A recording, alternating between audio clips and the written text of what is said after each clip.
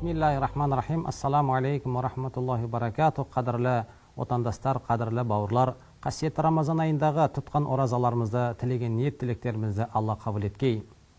Құрметті бауырлар, соңғы уақытта тарихта орын алған секілді пайғамбарларға түрлі ауыр айыптар тағып, пайғамбарларды терістеген, пайғамбарларға қол көтерген жандар өткен секілді біздің де қоғамымызда соңғы уақытта осындай бір үрдістің көрініс табуы өкінішті.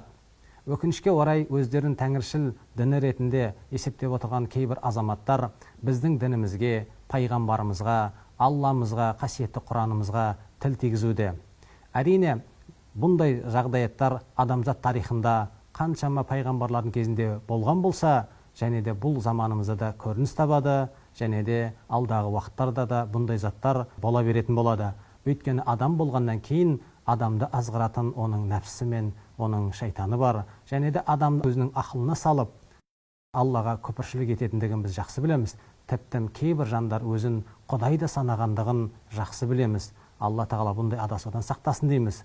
Жалпы тәңіршілдік дегеніміз бұл дін емес. Дін деп атай білу үшін бұл екі түрлі ұғым бар.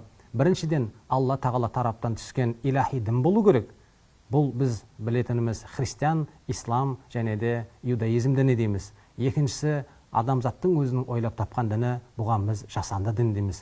Жасанды дін әрдайым адамды жарға жығатындығын білеміз. Алла тағала соңғы дін ретінде пайғамбар Мұхаммед саллаллаху алейхи уассаламды ислам арқылы жіберген болса, бұдан басқа ақыретке шейін, қияметке шейін дін келмейді. Ал енді біз дінді дін деп атай білу үшін оның өзіндік бір талабы, критерийі, оның атрибуттары болу керек. Бірінші кезекте Құдайға деген сенімі, және де пайғамбары болу керек, және де оның қасиетті мәтіндері болу керек, оның насихаттайтын дін адамдары болу керек, күнделікті атқаратын құлшылықтары болу керек, олардың діни мейрамдары болу керек, және де ғибадатханасы болу керек. Міне осындай атрибуттары болған кезде ғана біз оны дін санатында жатқыза аламыз.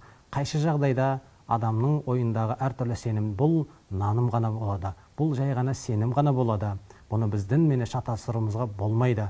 Сондықтан да тәңіршілдік дін емес, бұл жай ғана наным сенім. Дінді зерттеген ғалымдарымыз адамзат тарихында 5000-дай наным сенімнің болғандығын айтылады. Қазақ халқы кеше мұсылман болған халық емес. Қазақ халқы бұл 674 жылдан бастап түркілердің ислам дінін қабылдауынан басталған, 751 жылдан бастап қазақ даласында ислам діні қанат жайған, және де қазақ халқы сол уақыттан бері қарай 1250 жылдан астам уақыттан бері қарай діні менен дәстүрін біте қайнастырған ұлт. Және де қазақ халқын біз ислам діннен бөле жара қарай алмаймыз. Өйткені біздің болмысымыз, біздің тарихымыз, біздің ақын жырауларымыз, біздің әдебиетіміз, ауыз әдебиетіміз, ертегілеріміз, жазбаларымыздың барлығы да ислам менен біте қайнасқан. Сол себепті біздер кеше мұсылман болған қауым емеспіз.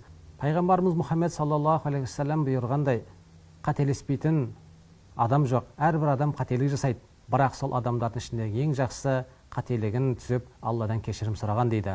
Сол себепті тарихта өткендей, қазіргі заманда да қателікке бой алдырып, Құдайға күпіршілік жасап атқан бауырларымыз болған болса, бұл қасиетті Рамазан айын бір мүмкіншілік біліп, Аллаға иманымызды күшейте түсейік. Алла тағала дінімізге қуат берсін, ұлтымызға ынтымақ пен ауызбіршілік берсін, адасып жүргендерімізге Алла тура жолды нәсіп етсін. Қасиетті Рамазан айы тағы да баршамызға мүбәрек болсын.